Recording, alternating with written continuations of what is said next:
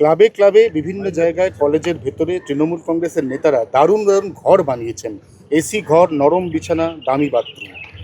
আপনাকে আমি তথ্য দিই, হসপিটালের মধ্যে শাড়ির দোকান তৈরি হয়েছে, তারপরে ওখানে স্পা তৈরি হয়েছে। এই যে কালচারটা, পয়সা লুটো, খাও, ফুর্তি করো, ক্লাবের ভিতর থেকে টাকা, ইউনিয়ন রুম থেকে কাঁড়ি কাঁড়ি টাকা পাওয়া যাচ্ছে, মদের বোতল পাওয়া যাচ্ছে ক্লাবের ভিতর থেকে, পাবলিককে উদ্ধার করছে। যে জানে পুলিশ কিন্তু এখনো হাত লাগাচ্ছে না। কিসের প্রভু ভক্তি জানি না, প্রভুর বিদায় হয়ে গেছে, ভক্তি যায়নি। পুলিশকে আরও সক্রিয় হতে হবে, নাহলে পুলিশকেও লোকে একই দৃষ্টিতে থাকবে, তাদের সঙ্গেও একই রকম ব্যবহার করতে পারে লোকে। নানা জায়গা ঘুরে অবশেষে বাংলাদেশে পালাতে না পেরে ক্যানিংয়ের মাচ্চর সে এনআইএর হাতে ধরা পড়ে গেল কামালগাজীর মোড়। না, ওই চিংড়িহাট। দেখুন, এ তো সবে শুরু হয়েছে। তো আপনি গুনতে থাকুন না, ঠক বাঁচতে গাঁও উজাড় হয়ে যাবে। 1-1.5 হাজার লোককে ইমিডিয়েট অ্যারেস্ট করা উচিত, যারা অত্যন্ত অপরাধী, অত্যাচারী, লুটেরা। মানুষের প্রচণ্ড ক্ষোভ আছে এদের বিরুদ্ধে, আর এই জন্য ওদের অ্যারেস্ট করা দরকার আছে। নাহলে কোনো অঘটন ঘটে যায়। মানুষ যেভাবে অ্যাটাক করছে, রাস্তায় ঘিরছে, ধরছে, মারছে, পিটছে, যদি কোনো অঘটন ঘটে যায়, সেজন্য ওদের জীবনের স্বার্থে ওদেরকে অ্যারেস্ট করে জেলে রাখা উচিত। বাকি কোর্টে তার মামলা চলবে, প্রমাণ হলে দোষী সে তারা সাজা পাবে, কিন্তু ইমিডিয়েট পুলিশের এদেরকে অ্যারেস্ট করা উচিত। মানুষের ক্ষোভ খুব বাড়ছে, যাদের নিয়ে এত অত্যাচার, যাদের নিয়ে এত অভিযোগ, সেই লোকগুলোকে কাস্টডিতে রাখা উচিত। সোশ্যাল মিডিয়া ইনফ্লুয়েন্সাররা বলছে প্রতিদিন এত অ্যারেস্ট হচ্ছে, তারা বিভ্রান্ত হয়ে পড়ছে, পোস্ট করতে পারছে না সময়। হ্যাঁ, এটা ঠিকই, সমস্যা আছে, আপনাদেরও সমস্যা। কোথায় কোথায় খবর দেখাবেন? খবর টিভি খুললেই দেখি চোরদের মুখ দেখতে হয়। আমি তো ভয় টিভি খুলি না। আপনারা এত সুন্দর নিউজ দেখাচ্ছেন, কিন্তু আমরা দেখতে চাইছি না বা পাচ্ছি না। কারণ এই ধরনের লোকেদের বিরুদ্ধে একদিন কমপ্লেন করে এসেছি, তাদেরকে অনেকে চিনত না, তাদের মুখ দেখতে পাচ্ছে। সংবাদ মাধ্যমে যদি এই চোরদের মুখ ভরে যায় সকাল থেকে রাত অবধি, আমাদের পক্ষেও খুব মুশকিল। যারা সংবাদ দেখা, অনেকের একটা নেশা আছে, সারাদিন বিভিন্ন চ্যানেল ঘুরিয়ে ঘুরে দেখেন, তারাও বোর হয়ে যাচ্ছেন। অভিষেক ব্যানার্জি ডানা ছাঁটা হলো। অভিষেক ব্যানার্জিকে সঙ্গে আগলে রাখতে গিয়ে মমতা বন্দ্যোপাধ্যায়ের দল উঠে যাব করছে। এই অবস্থায় দোলা সেন এবং তার সঙ্গে সায়নী ঘোষ, তাদেরকে সহকারীর দায়িত্ব দেওয়া হলো অভিষেকের সঙ্গে। দেখুন, যেটা সম্ভাবনা সবাই বলেছিলেন যে টিপু মানে অখিলেশ বাবু যেটা করেছিলেন সমাজবাদী পার্টি নিয়ে, বাপকেই সরিয়ে দিয়ে দখল করে নিলেন, সবাই ভেবেছিল পশ্চিমবাংলায় সেই ধরনের একটা সিন হবে। কিন্তু মহারাষ্ট্রের সিন দেখতে পেলাম, উত্তরপ্রদেশের সিন হলো না। যা দেখলাম, ওদের পার্টিদের কথা শুনে মনে হচ্ছে যে ক্ষোভটা ছোটোবাবুর উপরে বেশি। যাই হোক, সবাই এখন অস্তিত্বের সংকটে ভুগছেন, মাথায় ছাতা চাই। কারণ একদিন অনাথ হয়ে যারা রাজনীতি করেছেন, কোথাও কোনো সকালবেলা প্রসাদ চড়াতে হয়, কাউকে ফুল চড়াতে হয়, কাকে চড়াবেন বুঝতে পারছেন না। খুবই সংকটের মধ্যে টিএমসির নেতারা। কিন্তু এটা জেনে রাখুন, মন্দিরই ভেঙে গেছে তো ভগবান কোথায় থাকবেন। ফিরহাদ হাকিম শেষবারের মতো পুরসভা থেকে বেরিয়ে গেলেন নিজের চেয়ারকে প্রণাম করে। নেতাজি সুভাষচন্দ্র চিত্তরঞ্জন দাস যে চেয়ার অলঙ্কৃত করতেন, তাতে বসার আমার কোনো অধিকার নেই, এটা উনি যাওয়ার আগে উপলব্ধি করলেন। এতদিন কি উনি মাটিতে বসতেন, নাকি ভরতের মতো খড়ম রেখে পুজো করতেন? ড্রামাটা দিদির কাছে শিখেছেন তো। কিছু না বলে চুপচাপ থাকুন, আপনাদেরকে লোকে 15 বছর দেখেছে, সমস্ত কিছু লোকের মনে আছে। কী কী ডায়লগ দিয়েছেন, সেই ইঞ্চি সাইজ থেকে ফুট সাইজের নেতা, তাদের ভাষা, তাদের ভিডিও দেখে নিন আপনি। কী অহংকার, মানুষকে, আইনকে ডোন্ট কেয়ার করে একদিন করেছেন। তো যারা ওখানে সকালবেলা হত্যা দিতেন ওই বাড়িতে, আজকে উল্টো মুখে উল্টো কথা বলছেন।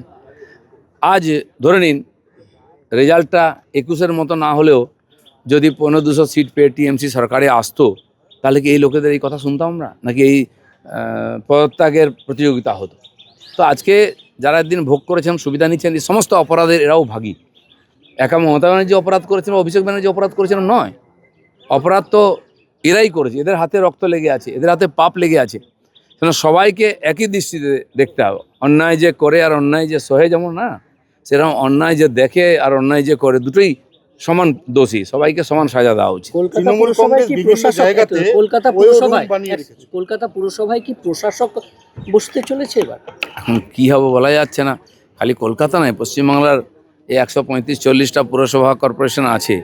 দেখুন, হাওড়ার মতো পুরসভায় 8 বছর নির্বাচন নেই, দুর্গাপুরের কর্পোরেশনে এরকম 5-6 বছর নির্বাচন নেই। কি সরকার চলছিল এতদিন? এদের তো আগে যাওয়া উচিত ছিল, মানুষ শেষ পর্যন্ত সহ্য করতে না পেরে পাঠিয়েছেন। সেজন্য আমার যেটা মনে হচ্ছে, সবই পরিষ্কার হবে, আগামী নভেম্বরের দিকে হয়তো সমস্ত পুরসভার নির্বাচনও হতে পারে। ক্লাবে ক্লাবে বিভিন্ন জায়গায় কলেজের ভেতরে তৃণমূল কংগ্রেসের নেতারা দারুণ দারুণ ঘর বানিয়েছেন, এসি ঘর, নরম বিছানা, দামি বাথরুম। আপনাকে আমি তথ্য দিই, হসপিটালের মধ্যে শাড়ির দোকান তৈরি হয়েছে, তারপরে ওখানে স্পা তৈরি হয়েছে। এই যে কালচারটা, পয়সা লুটো, খাও, ফুর্তি করো, ক্লাবের ভিতর থেকে টাকা, ইউনিয়ন রুম থেকে কাঁড়ি কাঁড়ি টাকা পাওয়া যাচ্ছে, মদের বোতল পাওয়া যাচ্ছে ক্লাবের ভিতর থেকে, পাবলিককে উদ্ধার করছে। যে জানে পুলিশ কিন্তু এখনো হাত লাগাচ্ছে না। কিসের প্রভু ভক্তি জানি না, প্রভুর বিদায় হয়ে গেছে, ভক্তি যায়নি। পুলিশকে আরও সক্রিয় হতে হবে, নাহলে পুলিশকেও লোকে একই দৃষ্টিতে দেখবে, তাদের সঙ্গেও একই রকম ব্যবহার করতে পারে লোকে। জয়প্রকাশ মজুমদার পুলিশের গাড়ি থেকে নামতে চাইছেন না, পুলিশ বোঝাচ্ছে আপনি দাদা নামুন, আপনাকে কোর্টে নিয়ে যাব।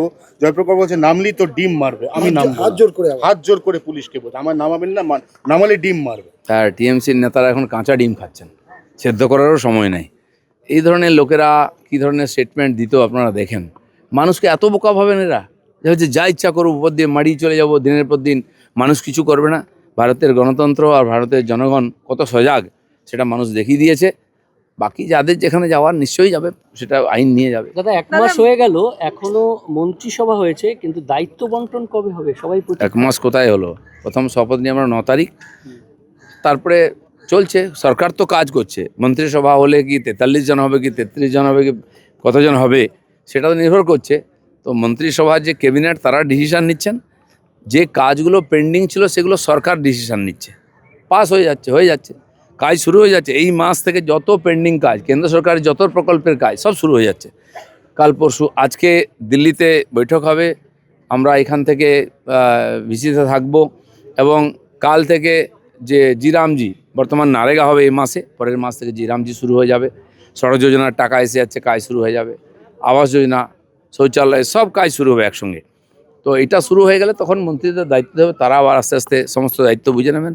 চলছে কাজ, অ্যাডমিনিস্ট্রেশনের লোকেরা কাজ করেন, যারা একদিন কিছু করতেন না, উল্টো করতেন, তারাই কাজ করছেন, মন্ত্রী তো দেখাশোনা করবেন।